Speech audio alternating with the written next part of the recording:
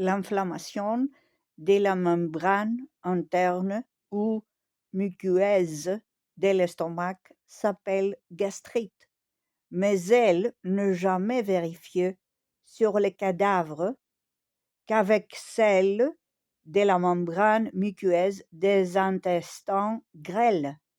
Il vaut donc mieux lui donner le nom de gastroentérite. L'inflammation de la membrane muqueuse des intestins grêles s'appelle entérite.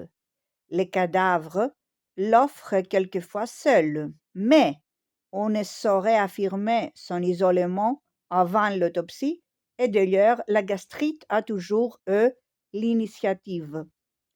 Il vaut donc mieux lui donner le nom de gastroentérite. La gastroentérite se présente sous deux formes, avec prédominance de phlegmasie gastrique, avec prédominance d'entérite. La douleur gastrique, les refus, les rejets des intestins ou la difficulté de les supporter caractérisent la première. La faculté de satisfaire la soif, la rapidité de l'absorption des liquides appropriés sont les signes de la seconde. Les autres signes sont communs à très peu de choses près.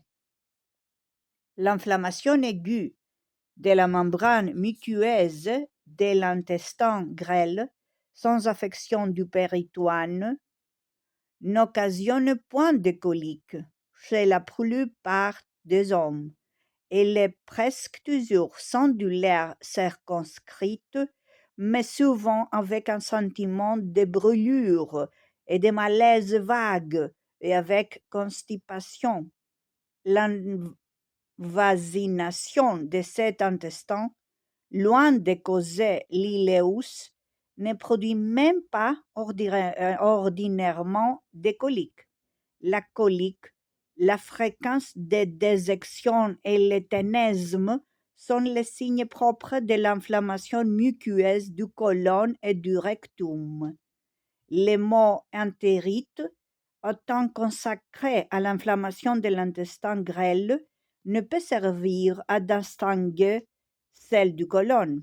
Il faut appeler celle-ci colite ou colorectite, mais les deux se succèdent et s'associent.